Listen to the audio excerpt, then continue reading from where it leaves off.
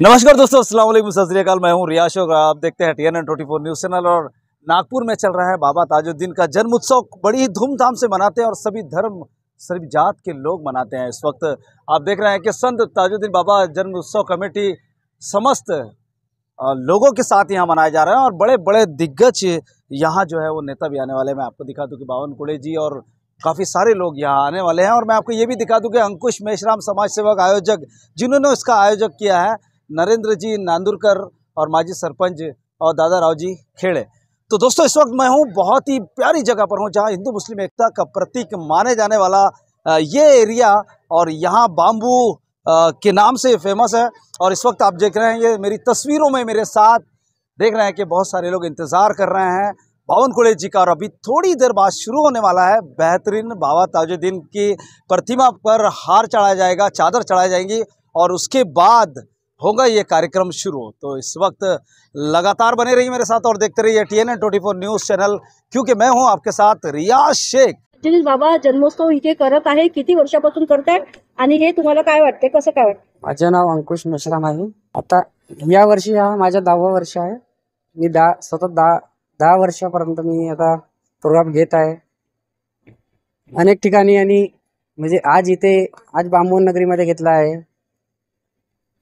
मागच्या वर्षी दुसऱ्या ठिकाणी। म्हणजे हर वर्षी मी जागा चेंज करून ताजुद्दीन बाबाचा जन्मदिवस मनवतो। आपण समाजसेवक आहे आणि कार्यक्रमाचे आयोजक पण आहे। समाजसेवकच्या नात्याने आपण इथल्या जनतेला काय आवाहन करू इच्छितो? मी हेच सांगेल का तुमच्या ज्याही समस्या आहे त्या तुमच्या समस्या तुमच्या पुरते नको ठेवा, त्या समोर आणा, आमच्यापर्यंत पोहोचू द्या। आम्ही त्यांच्याबद्दल निवारण करू, मोठ्या नेत्यांपर्यंत पोहोचू। आमची जरी नसेल ऐकत तरी पण आम्ही प्रयत्न करू। आज मोठे मोठे नेते मंडळी इथे त्या कार्यक्रमाला येणार आहे संत ताजुद्दीन बाबा जन्मोत्सव कमिटीद्वारे।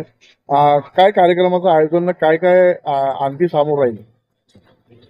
आधी तर आम्ही संत ताजुद्दीन बाबाच्या जन्मदिवसानिमित्त महाप्रसाद घेण्याचे ठरवले होते, पण म्हणजे इतके वर्ष पाहता इथले स्थानिक आमदार वगैरे यांचे इतके वर्ष निवडून आले, त्यांना कधी सत्कार सन्मान देण्यात आला नाहीये। गोंडी सिंह बहादुरामध्ये मी पहिल्यांदा हे सर्व बघून मी पहिल्यांदा त्यांच्या ऑर्गनाइज करून सगळं स्थापन केलं आहे। काही नाही, अंकुश दरवर्षीप्रमाणे यावर्षी सुद्धा त्यांनी कार्यक्रम आयोजित केला। फार छान आयोजन केलं।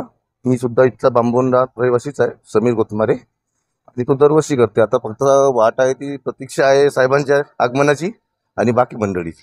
कोण कोण इथे कोणाकोणाची उपस्थिती राहणार आहे? आपल्या महाराष्ट्र राज्याचे महसूल मंत्री बावनकुळे साहेब, त्यानंतर कृपालजी तुमाने आहे, त्यानंतर आमदारजी मोहनजी मथलीभाऊ आहे, पिंटूभाऊ झळके आहे, अशी अनेक इतर मान्यवरही येणारे आहे। सध्या त्यांच्याच आगमनाची वाट आहे।